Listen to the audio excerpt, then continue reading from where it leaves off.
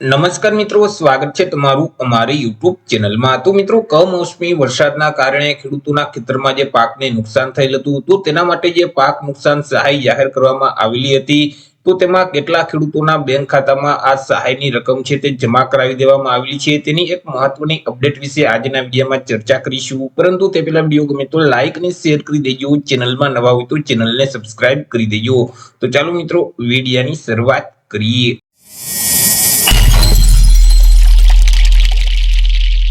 મિત્રો, ગાંધીનગર ખાતે મુખ્યમંત્રી ભૂપેન્દ્રભાઈ પટેલની અધ્યક્ષતામાં બુધવારના રોજ રાજ્ય મંત્રીમંડળની એક બેઠકનું આયોજન કરવામાં આવ્યું હતું અને આ બેઠકમાં મુખ્યમંત્રીએ કૃષિ રાહત પેકેજ છે તેમજ જે ટેકાના ભાવે હાલ અત્યારે ખરીદી શરૂ છે તો તેની પ્રગતિની સમીક્ષા છે તે કરી હતી।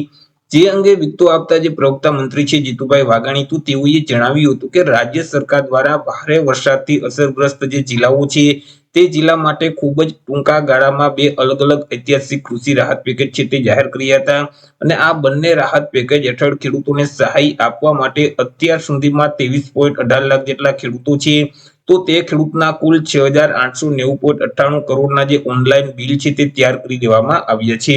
તેમજ મિત્રો, તેમાંથી બુધવારની સ્થિતિને ધ્યાનમાં રાખી અને 17.92 લાખ જેટલા ખેડૂતો છે, એટલે કે કુલ રૂપિયા જે 5,330.43 કરોડની જે સહાય છે તે સીધી જ ખેડૂતોના બેંક ખાતામાં જમા કરાવી દેવામાં આવેલી છે।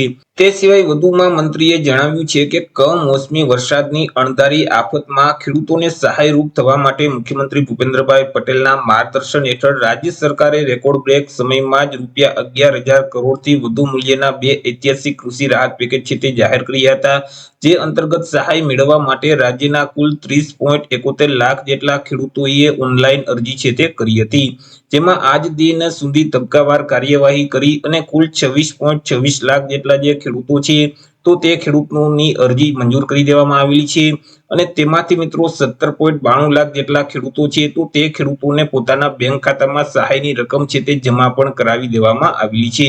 હવે જે ખેડૂતોને હજી સુધી સહાય નથી મળેલ તો તેઓને મિત્રો આવતા સમયમાં સહાયની રકમ છે તે પોતાના બેંક ખાતામાં જમા થઈ જશે। જેમ જેમ અરજી ફોર્મ મંજૂર થતા જશે, જેમ જેમ તેમના બિલ છે તે ઓનલાઈન અપલોડ થતા જશે, તેમ તેમ ખેડૂતોના બેંક ખાતામાં સહાયની રકમ છે તે જમા કરાવી દેવામાં આવશે। તો આવી રીતે મિત્રો, અહીં જે રાજ્ય સરકાર દ્વારા જે કૃષિ રાહત પેકેજ જાહેર કરવામાં આવેલું હતું તો તેમાં જે ખેડૂતોના બેંક ખાતામાં સહાયની રકમ છે તે જમા કરવામાં આવી રહી છે। તો આશા રાખું છું વિડીયો પસંદ પડ્યો હશે। વિડીયો પસંદ પડ્યો તો લાઈક અને શેર કરી દેજો, ચેનલમાં નવા હોય તો ચેનલને સબસ્ક્રાઇબ કરી દેજો। ફરી મળીશું એક નવા ટોપિક સાથે એક નવા જ વિડીયોમાં, ત્યાં સુધી જય હિન્દ, વંદે માતરમ।